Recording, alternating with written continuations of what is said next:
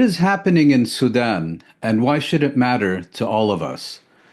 Welcome to Connections, the Arab Studies Institute's interview program.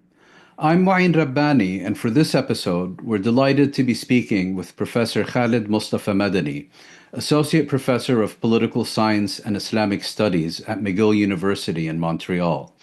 Khalid Medani, it's a real pleasure to welcome you to Connections and particularly to have you back for what is the 100th episode of this podcast.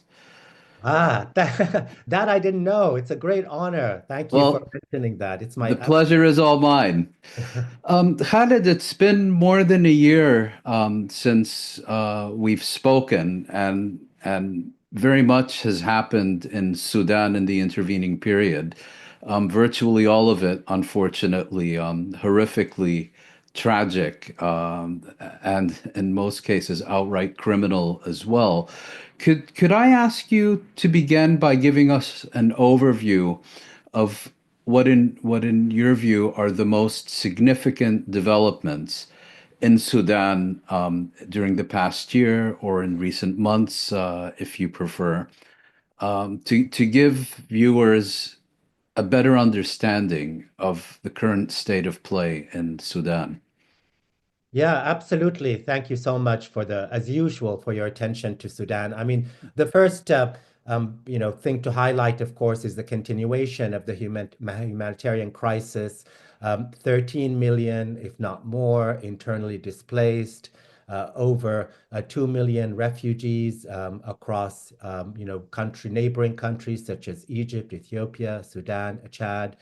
The continuation of a conflict between two militias, or rather military forces, the Sudan Armed Forces is led by General Abdel Fattah Borhan, and of course the Rapid Support Forces, their rival, led by Mohammed Hamdan Dagalo. So I think that's important to kind of emphasize. Can I just interrupt you and say when we last spoke, the Rapid Support Forces were very much in the ascendant, and were seizing increasingly large areas of territory. That appears to have shifted now, according to some reports, decisively in favor of the Sudanese military. And then you have others saying, you may call this a civil war, but it's really a war by, as you put it, two militias against Sudan and its people. Yeah, I maintain that. I think that there's a lot of debate among Sudanese and others, but I maintain that it's not only a war between two military institutions, but really a war against the Sudanese people, and we want to emphasize that. There's a reason I emphasize that throughout, since the beginning of the war. But in terms of the newer development, so to speak, absolutely, there's been a change in on the ground.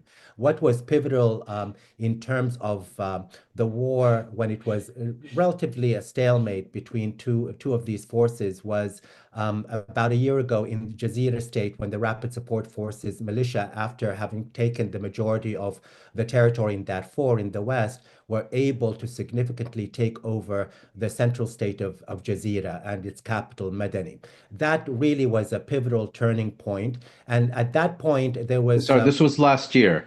this was last year. Yeah, Mm, absolutely. December of 2023 that it occurred.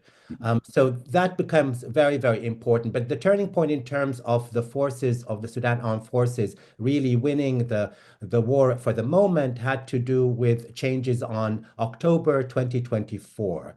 And at that point, there was a very important defection from the Rapid Support Forces, a very important commander that had actually been leading the charge to take over Jazeera, defected to the Sudan Armed Forces. At that point, the military calculation changed and the strategies changed. And so while we can talk about what's happening in Khartoum, I wanted to emphasize to your listeners that the real turning point militarily had to do with retaking on the part of the army the Jazeera state, which is the breadbasket mm. of Sudan. And that really begins to change the tide in terms of the military victories of the Sudan Armed Forces. Before turning to the capital region, Khartoum, Omdurman, and so on, can you tell us a bit more about this officer, perhaps why he defected? Yeah, His name is General Abu Agla Keikal, and he's well known to Sudan. What we know, we can't know for sure why exactly. We do know that he defected as a result of negotiations on the part of himself and with the high-ranking members of the Sudan Armed Forces. My feeling, my understanding is that he was not only offered financial rewards, but also political rewards. And he is now really taking the lead, or one of the leaders in the battle in Khartoum. He has something called the National Shield Forces, essentially the militia that is playing a key role in retaking Khartoum. So he basically defected for financial reasons, but also for political reasons, with the expectation that he will get rewarded politically in the future kind of government in Sudan. So that, I think, becomes a very, very important point. It also highlights something else, Mouin, that people don't often think about, who are casual observers in Sudan, and that is the close proximity and relationship between the leadership of the Rapid Support Forces and the leadership of the Sudan Armed Forces. This kind of, alliance changes are not something that are unexpected, because after all, and I want to emphasize this, you know this, but maybe your listeners do not, and that is the Rapid Support Forces was, of course, created, supported, financed by the Sudan Armed Forces under the Bashir regime, since at This least is not some foreign militia. this is not some foreign militia, and the leaders have not only alliances, often politically, but also financially. And this is something that is very important, because if we don't really highlight that, people get confused about who's on what side and why are these alliances shifting at the leadership level. So that becomes important to keep in mind. What I find striking in your explanation of recent developments, particularly compared to my recollection of our earlier discussions, is that you focused very much on developments within Sudan and by Sudanese actors, and had very little to say about the role of external actors. Have so is part of the has there been a shift in the position or support of key external actors, or have these developments that you're describing taken place despite their policies? That's an excellent question. I've always maintained I focus on the domestic factors, because that really allows us to understand the influence of external involvement. So it's very important, because people, I think, are more familiar with the role of external actors than the domestic politics of the local politics in Sudan. But the alliance shifting externally is very important, though, or rather the relationship. I mean, with respect to the United Arab Emirates, it continues to ally itself with the Rapid Support Forces as the Sudanese armed forces, gains militarily. The United Arab Emirates, for example, has announced recently that they want to hold a peace talks for a ceasefire in Addis Ababa, alongside the upcoming African Union conference, which is rejected, of course, vehemently by the Sudan Armed Forces. The United Arab Emirates also recently, as you may know, has called for humanitarian ceasefire on the part of both parties. In other words, for lack of better term, whitewashing its involvement in terms of its long-standing support of the Rapid Support Forces militia, not only in terms of military supplies and logistical assistance and even medical assistance for the soldiers of the Rapid Support Forces, but also, of course, importing gold from the Rapid Support Forces controlled gold mines in Sudan. And so here we have a kind of a political diplomacy at work as the Sudan Armed Forces gains. Increasingly, also, it's well known that a lot of these military victories, or on the part of the Sudan Armed Forces, there is no question that Egypt has played, or increasingly playing, a much more important role. You know its interest, of course, in not only the quote unquote stability of Sudan, but also having a strong ally, preferably a military leader. In this case, of course, it would be Borhan in alliance with Sisi. That becomes important. Both these interesting alliances, of course, have differences in terms of who they're, for the moment, supporting. But of course, what they are vehemently opposed to, and Sudanese know this well, of course, is any transition to a full civilian democracy. That, I think you will understand is what they share. What is happening now, also interestingly, just a couple of days ago, the Sudanese foreign minister, who is of course working for the Sudan Armed Forces, actually agreed with Russia to have a naval base on the Red Sea. Russia, of course, as you know, had supported both the rapid support forces and the Just military. trying to lure Moscow back to supporting the armed forces. Absolutely. And as you know, that's a result of what has happened in Syria. And Russia is no longer really confident that they would be able to keep their naval base in Syria. And so now it becomes really imperative from their perspective, of course, to have this naval base in Sudan, which, by the way, the negotiations around that really date back to 2017 under the rule of Omar Bashir. So here we have these alliances that are very influential in our understanding of what's going on in the ground. It begins in January, actually, where, because of the assistance of external forces, particularly Egypt, that the Sudan Armed Forces was able to take over or retake Jazeera State, which becomes a very, very important, beginning of changing the military tide. But I want to emphasize this because I would be remiss if I did not do so, and that is that once they did take over Jazeera, the rapid support forces, frankly, just withdrew. Some say for tactical reasons, because they want to concentrate on what they really control, and that is the western part of Sudan. So for your Darfur and so on.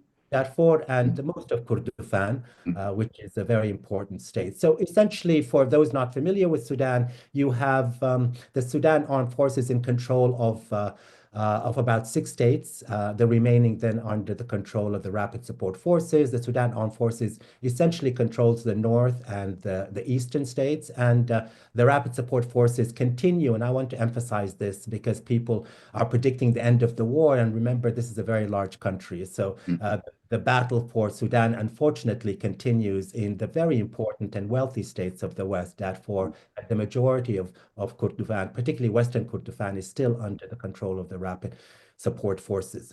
And is the capital Khartoum and its twin city, if you will, Omdurman, is that still contested space, or has the military managed to establish its control over this area? What we know so far, at least for the time being, the military has been able to establish control over most of the what we call the three town states of Greater Khartoum. And now the battle is really in North Khartoum, in Bahri, a very important industrial part of the city, but it's also the part where you have a military base that the Rapid Support Forces has controlled since the beginning of the war. They're in control of two bridges that are very essential. Of course, Khartoum is essentially divided by the Nile, and they're battling over a very important bridge that allows them access to cut off the supply routes coming from the west to the Rapid Support Forces. But I would say that about 90% of the capital is under, for the moment, under the control of the Rapid Support Forces. There are two things about that I'd like to mention. One of Please. them, that is, people really emphasize that it is the Sudan Armed Forces that has achieved these victories. That's not really what is happening. We have about four different militias that operate under the guidance, not always in unity with the Sudan Armed Forces leadership, that have really been, a very central in actually winning the war in Khartoum. These are So locally recruited forces? these are forces, the chief among which, of course, there are two very important ones. One of them is under the leadership of Kaikal, the man who defected Yeah, from the Rapid, defector. the defector. The other is the Islamist militia, that is very, very al-Bara, as they call themselves. And that is a militia that has been organized by the former Islamists of the National Congress Party. And so these two militias have played a very important role. Now, there's been a proliferation of militias that have sided with the Sudan Armed Forces, all of them really affiliated very strongly to the Islamist movement, and particularly the more extremist factions of the Islamist movement in the country, which is frankly very diverse. But that's very important. So the advancement and success of the military in Khartoum is really a result of the operations, and some of them are essentially called special operation forces in in Khartoum. Why is that important? Because it doesn't necessarily guarantee stability. That is having held or is holding the majority of Khartoum. We are not confident that there will be stability with respect to, actually establishing rule, law and order and stability. Why do we know that? Because of the wide-ranging violations of these forces when they took Jazeera in January. Following that, of course, Sudanese, not only in Sudan but elsewhere, really celebrated because everyone, of course, is really interested, majority of people, in the war ending. But what we saw immediately after that was an extraordinary range of human rights violations, not only targeting South Sudanese in Jazeera, Westerners in Jazeera, ethnic targeting, but also the targeting, extrajudicial killing, arrest, detention, and torture of activists, including resistance committees, In members other in. words, people who have absolutely no relationship to the rapid support forces. Absolutely. They're accused of being Al-Hadina, or the kind of constituency of the Rapid Support Forces, the fifth column, so to speak. But that is absolutely, of course, everyone understands is propaganda. It was really to attack the civilian forces and any of those who would be opposed to not only the top brass of the Sudan Armed Forces, but also these militias that were running, rampant, really kind of destroying any kind of civil society resistance. I'd like to speak further about the impact this is having on Sudanese society, and particularly also those who led the revolution several years ago in order to transform Sudan into a civilian-led state. But before doing so, General Borhan seems to have become sufficiently confident in his position that he gave a speech this past weekend in which he laid out a roadmap, I think, for bringing this entire conflict to a conclusion and laying out his vision of a political future. Could you tell us about that? Absolutely. That is really, I would say, the most important new development. Of course, on the military side, as we discussed, Mm. that's new and important. But this speech is what most Sudanese are analyzing, listening to, not only Sudanese, but of course, external actors, the international community. Essentially, what Burhan outlined, he said, was a blueprint for transition to a civilian, government. Ah, Um, yet again. yeah.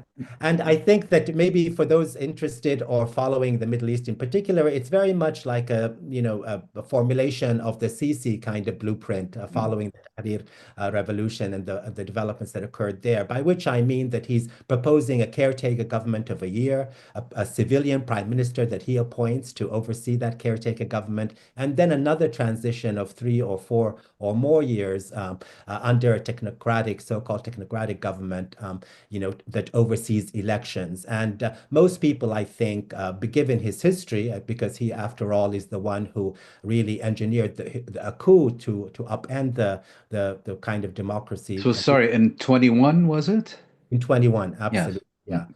So, when he had a chance to oversee a true transition to a civilian government, of course, he decided to intervene with a military coup. And in this case, of course, it is doubtful that that's his intention to really follow through with that. The idea is essentially, most people would agree, is for him to maintain control, which is very important. But there are two things about his speech that are also extremely important given the new developments. And one of them is that he actually said that the members of the National Congress Party of the past would not have a role in this new This government. is Omar al-Bashir's people. That's right, Umar Bashir's people. And here there is that part of the speech is really for international consumption. Mm.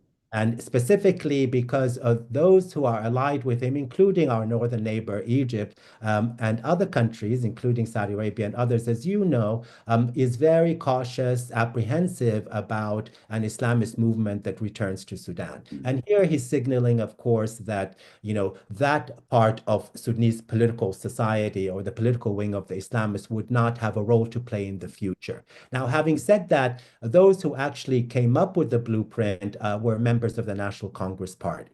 And so, and he does not really have a constituency beyond that. Not to mention, of course, and the reason I mentioned that the Islamist militia were the ones who were really And, successful in battle-free so far is that they are very clear about the fact that they are the ones who played a central role in these victories. And so they want rewards for that, and they've been very clear about that. So although we've had members of the National Congress Party actually say that they are, opposed to this speech and what he said. We have no formal statement for the National Congress Party with respect to their opposition to that statement. And in addition to that, there was no discussion in the statement, and more importantly, in the blueprint, that the National Congress Party would be banned.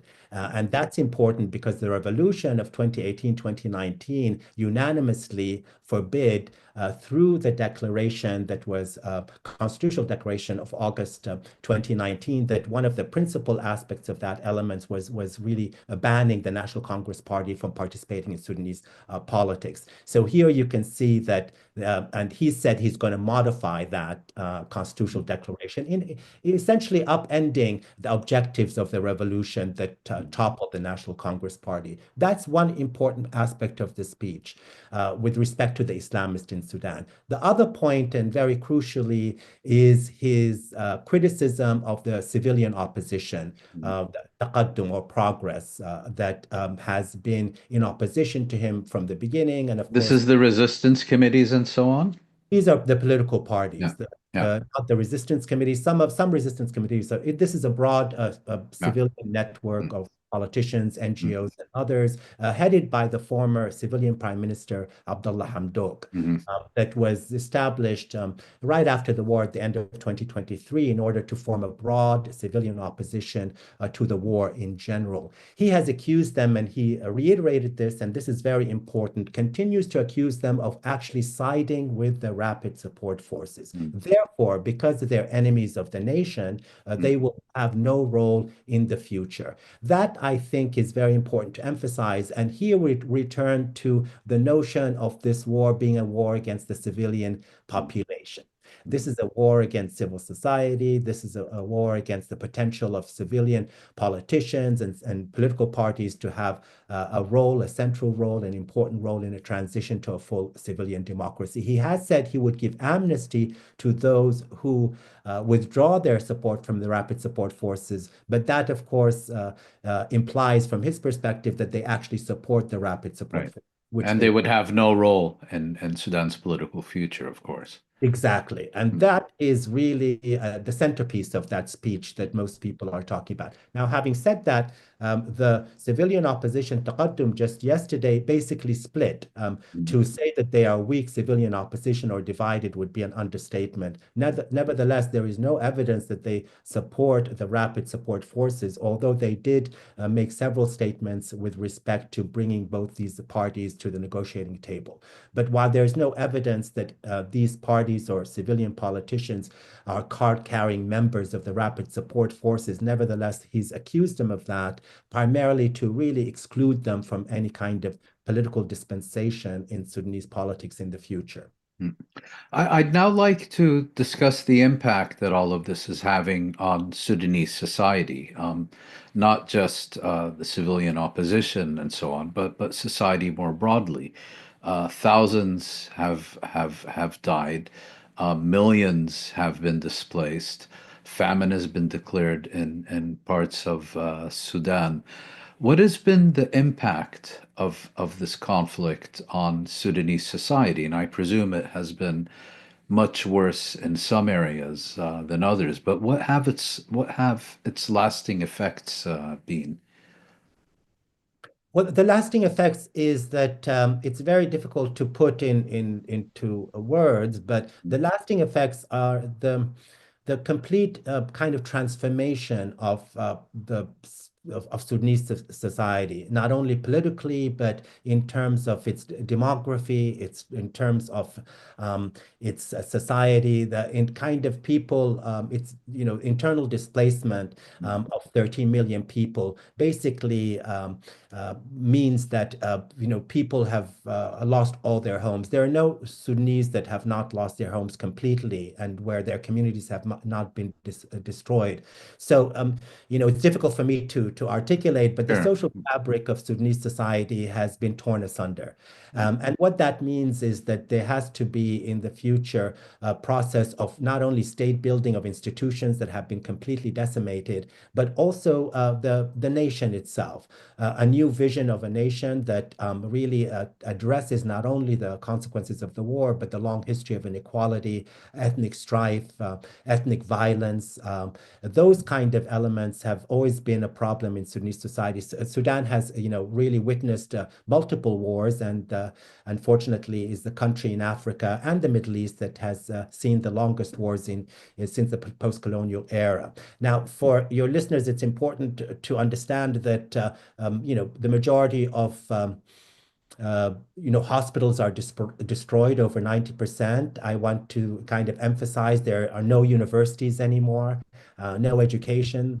As you know, education has been central to Sudanese society and its sense of self and identity. And also it has played a really important role in making Sudanese competitive in the international market, especially in the Gulf region and the Arab region. All of that means that there has to be a discussion not only about a transition to a civilian democracy or civilian government, which is essential, but a discussion of what it means to be Sudanese now, and how these communities can come back together with so many, millions made a refugee. And the importance of that is that, as I've spoken in other contexts, is that the battle on the part of the Rapid Support Forces and the Sudan Armed Forces, and they've said this explicitly, is a battle over the 1956 state. They have said directly, and this is new in Sudanese history, and that is they're battling for reforming the very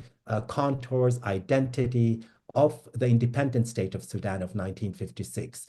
For the Islamists, they have said it directly, La Sudan dunana, there will be no Sudan without us. And for the Rapid Support Forces, they have said that, they want a new ethnic state, so to speak, although they don't put it in those terms, saying that they have been marginalized, although This is regions of Western Sudan. region of Western Sudan. And what that says is, and this is something that is important to emphasize in our discussions on Sudan, and what we see now is essentially a de facto division of the country. When we talk about these military developments, what we have to emphasize, and I did, I think, at the beginning, is that one section that wants to create a Sudan in a so-called Islamist image is in control of the north and the east and Khartoum for the moment, and another that is interested in establishing a new nation state in the image of the so-called marginalized ethnic groups of the western parts of the country, although that's that is something that is disingenuous clearly on the part of Hamdan Dagalo. But now we have de facto two different states, two different regions. And of course, although Borhan gave his speech in Khartoum, the de facto government is in Port Sudan. What Sudanese call Hakumat al-Amr al-Waqi, a de facto, not de jure government, but de facto. And so I think for some time we're going to have so-called de facto sovereignty, so to speak. On the one side, those who are with the Rapid Support Forces, and the others with the Islamist supporters of the Sudan Armed Forces. So this is a new thing, and it's a very important question. It's difficult to predict, but it's very important to emphasize, as you did, that this is a new kind of future for Sudan, and it requires not only really emphasizing the rebuilding of institutions and kind of democratic and civilian governance, but really what it means to be Sudanese, what the nation state should look like. And that has to be the role of civilian politicians, organizations. And I want to conclude with saying that all of these issues I'm talking about were discussed and were central to the Sudanese revolution of 2018, 2019. Why do I come back to that? Is that everything, and of course we've talked about this, I've written about it and all of that, all of what I've just said was understood clearly by the resistance committees, the youth, the women, everyone, the millions of Sudanese who protested peacefully to overthrow the former regime, because all of these issues of historical grievances and inter-ethnic strife and even gender inequality and violence were addressed as part of the objectives of the Sudan revolution. So there is no, and this is not just um, you know, you know, making it a rosy picture, but there is no alternative but to return to the very objectives of Mm. the revolution of 2018, 2019, because there's no other option for that. And both parties are trying to undermine those objectives as much as possible.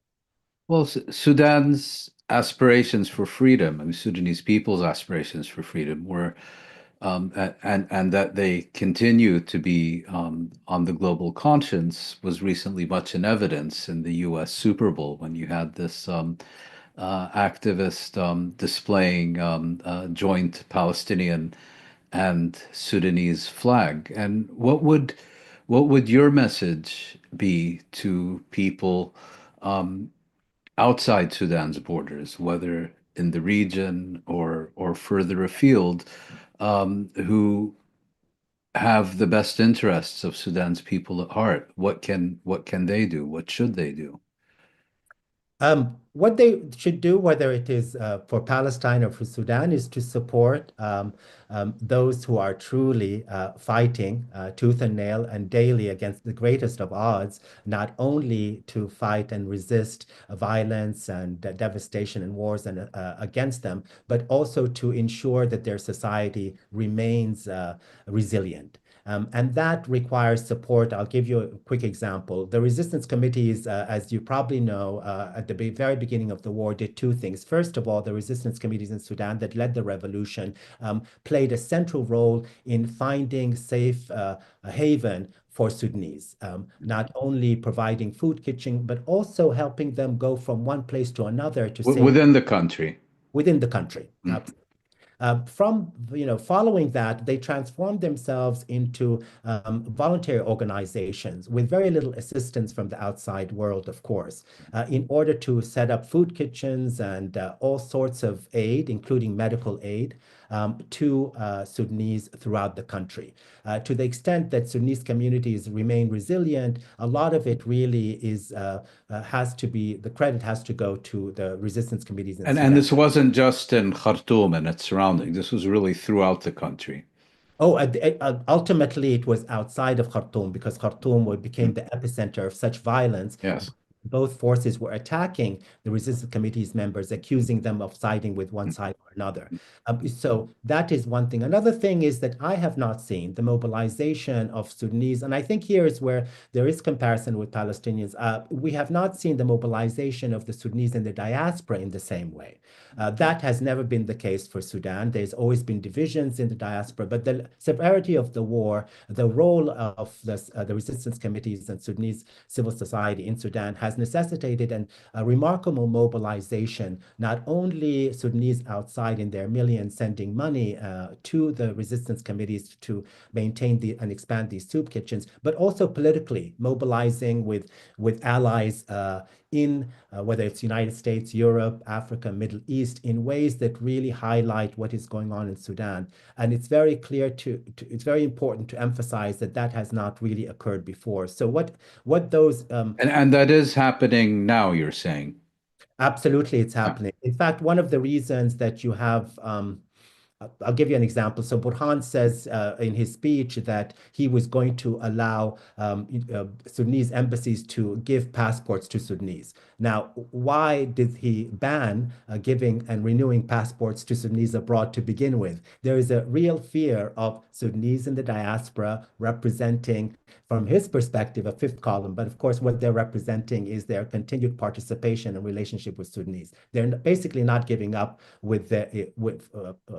they're not giving up their country and they're not giving up their role. So here that's very important. So that alliance of people outside of Sudan with Sudanese diaspora across all of these different groups and regions is very important. It is really interesting to see in the Super Bowl that was illustrated in a way that was perhaps unexpected for others, but certainly not for Sudanese and Palestinians. So I think that that's kind of an illustrative way to understand why the global community should and does in fact care, not only within our communities and countries, but also abroad. And so that's what we're spending most of our time doing now, really working with Sudanese in the diaspora. And if I could just, as a final question, ask you, and this is admittedly speculative, but given these developments we've been discussing, and now you have General Burhan also putting forward a highly contested political program and so on, what are your expectations of the coming months in Sudan? Well, my expectations is that we will see continued opposition to this plan, but I do think that for the time being there will be a military kind of takeover of Sudan on the part of Burhan. But my expectation is the conflict will continue, particularly in the regions that we talked Yeah. about. Yeah. That would be very, very important. In terms of it's difficult to predict, but there is a difference between this attempt at a transition in the context of war and the previous one that were managed. And by that, I mean it is going to be near impossible from my perspective to actually administer the Sudanese state, given the lack of constituency and broad support. On the one hand, Sudanese in Khartoum and elsewhere, as they have demonstrated, prioritize stability, as Mhm. everyone does. On the other hand, there is no kind of feasible way for Burhan to go it alone, so to speak, with his Islamist ally. Number one, because of the lack of external financial support that needs to occur. But more importantly, and he has shown that he's failed to do this in the past, to bring in enough people to actually administer the state or rebuild state institutions. And this is why, even in his speech, he is hedging his bets in terms of basically saying, if you give up and if you swear loyalty to me, for lack of better phrasing, then you can come back to Sudan.